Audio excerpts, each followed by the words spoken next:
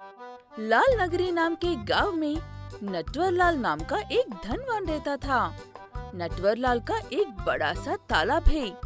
उस तालाब को नटवर लाल हर साल बोली लगाकर किसी एक को साल भर उस तालाब में मछलियाँ पालकर व्यापार करने के लिए देता है।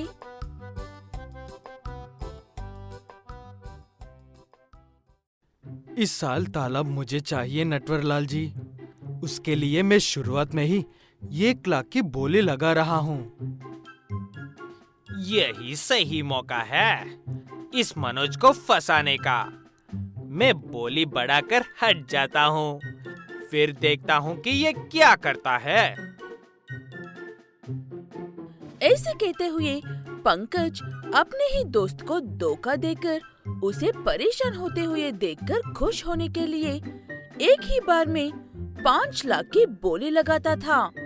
मनोज के पास या किसी भी और गांव वाले के पास उतने पैसे नहीं थे, इसलिए सब पीछे हट जाते हैं और वो तालाब पंकज को ही लेना पड़ता है।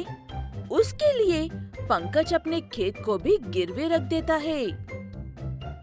मनोज को परेशान करने के चक्कर में मुझे मेरा खेत की गिराव रखना पड़ गया है। अब कैसे भी मेहनत करके मुझे मेरा खेत वापस कमाना होगा। ऐसे सोचते हुए पंकज उस तालाब में ढेर सारी छोटी मछलियाँ लाकर छोड़ देता है और अब उससे उन मछलियों के बड़े होने का इंतजार था। यहाँ पर मनोज समझ जाता है कि उसके दोस्त ने जानबूझकर इतनी बड़ी बोली लगाई थी, इसलिए वो पंकज को सबक सिखाने के लिए तालाब में एक मछली को बड़ा होने वाला इंजेक्शन लगा देता है और उसके बाद तमाशा देखने के लिए तैयार बैठता है। मुझे भी नहीं पता कि वो मछली बड़ी होकर क्या करेगी, लेकिन मुझे इतना पता है कि मुझे परेशान करने की सजा तुम्हारी जरूर मिलेगी। कुछ दिनों बाद वो मछली काफी बड़ी हो जाती है और तालाब के अंदर एक और अंडरग्राउंड तालाब बनाने लगती है ताकि वो वहाँ से निकलकर समंदर में जा सके। लेकिन उसके ऐसा करने से तालाब में पानी कम होता जा रहा था। वो देखकर पंकज को कुछ भी समझ में नहीं आता है कि तालाब का पानी ऐसे कैसे गायब हो रहा है। इससे पहले कि सारे तालाब सूखकर मछलियाँ मर जाए, मुझे बाहर से पानी मंगवाकर तालाब को फिर से भराना होगा। ऐसे कहते हुए पंकज बाहर टैंकर्स भर कर पानी लाकर तालाब में डालता है, लेकिन उस तालाब में पानी रुक ही नहीं रहा था। इस बात से परेशान होकर पंकज नटवर लाल के पास जाता है। नटवर लाल जी, ये मेरे साथ क्या हो रहा है? जब से मैं तालाब लिया था, तब से वहाँ पर पानी कम होती जा रहा है। वो कोई छोटा मोटा तालाब नहीं है पंकज, तुमसे जरूर कोई बदला ले रहा है। सोचो वो कौन है और जाकर उससे बात करो। वो बात सुनते ही पंकज के दिमाग में सिर्फ एक ही इंसान का नाम आता है और वो था मनोज। पंकज जाकर मनोज से बात करता है और तब मनोज उससे ऐसे कहता है, तुझे पता था कि मैं उस तालाब को लेने के लिए कितने दिनों से इंतजार कर रहा था, फिर भी तूने जानबूझकर इतना ज्यादा बोली लगाई, इसीलिए मैंने तालाब में एक विशाल मछली छोड़ दी है। शायद वो उसी का काम है। जो भी हो, मैंने तेरा बुरा चाहा और तूने मेरा बुरा चाहा। हमारे जैसे दोस्त हो तो हमें दुश्मन की क्या जरूरत है।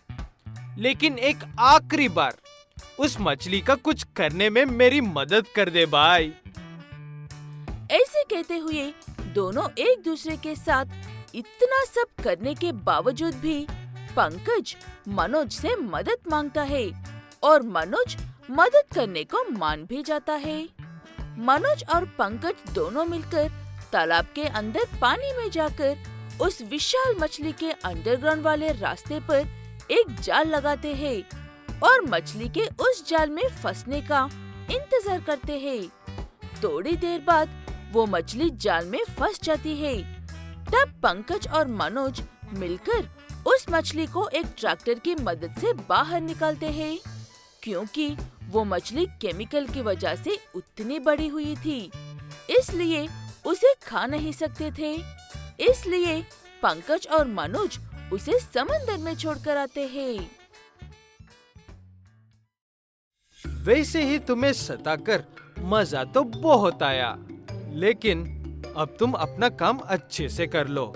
मैं अगले साल ले लूंगा तालाब। मैं भी अगले साल भी लूंगा, मेरे इस नुकसान का बदला। हाँ, ठीक है दोस्त, शुक्रिया। आप लोगों ने कभी ना कभी ये बात तो सुनी हुई होगी कि एक इंसान के दो चेहरे होते हैं। सर्क्यूट ऐसा ही व्यक्ति है। सर्क्यूट ऐसे नाटक करता है कि वो बेवकूफ बन रहा है, लेकिन आखिर में आगे वाले को ही बेवकूफ बनाकर निकल जाता है। मुझे ये खेल तो बिल्कुल भी नहीं आता है, लेकिन मैं सिर्फ इसीलिए खेल रहा हूँ कि तुमने कहा था कि मुझे पहले बार जीतने दोगे। सुबह सुबह अच्छा बकरा मिल गया है। ऐसे हर रोज सिक्के उछलकर पैसे कमाने वाले व्यक्ति के सामने मंद बुद्धि की तरह नाटक करता है।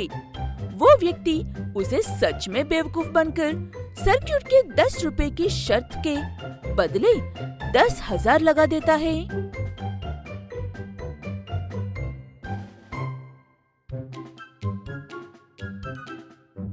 बताओ सर्क्यूट, हेड्स या टेल्स?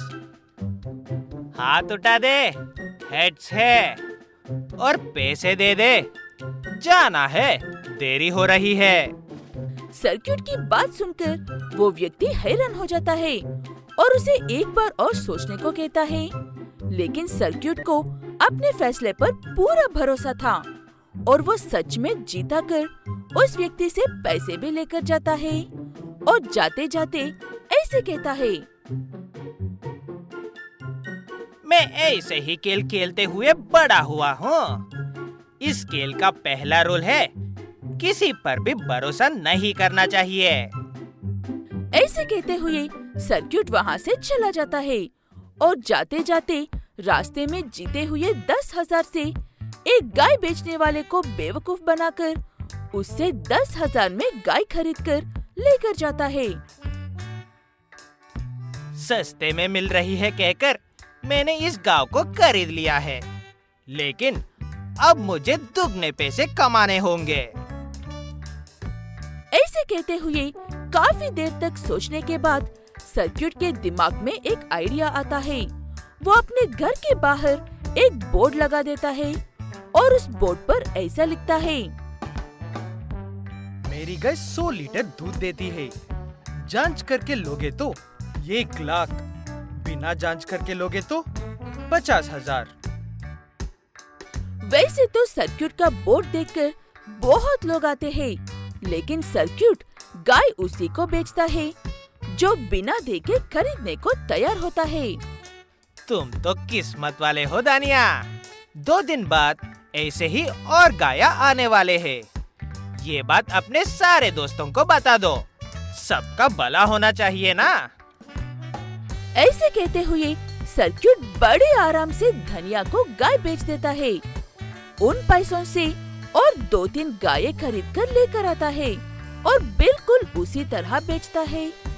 जब लोगों को पता चलता है कि वो लोग बेवकूफ बन गए हैं, तब वो सारे मिलकर सर्क्यूट से लड़ने के लिए आते हैं।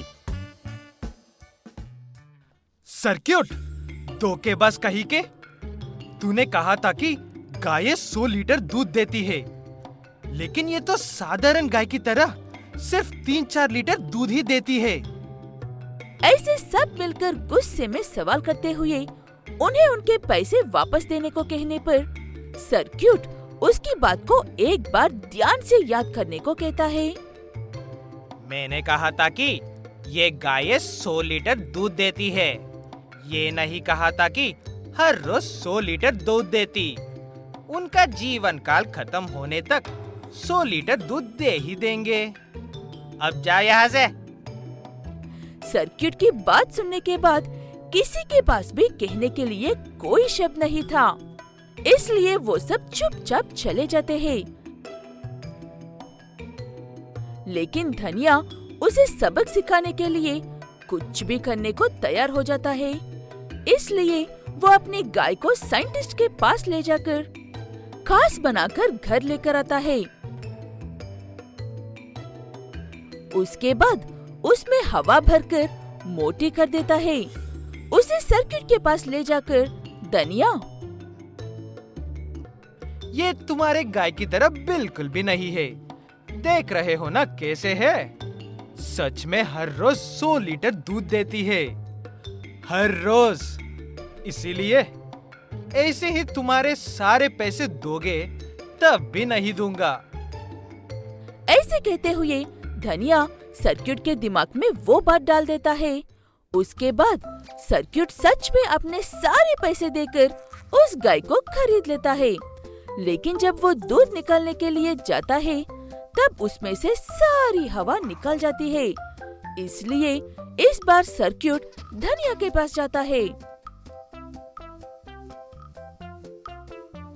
ये मेरे गाय नहीं है। मैंने तुम्हें स्वस्थ मोटी गाय बेची थी। ये क्या दुबली पतली गाय पकड़ कर लेके आए हो?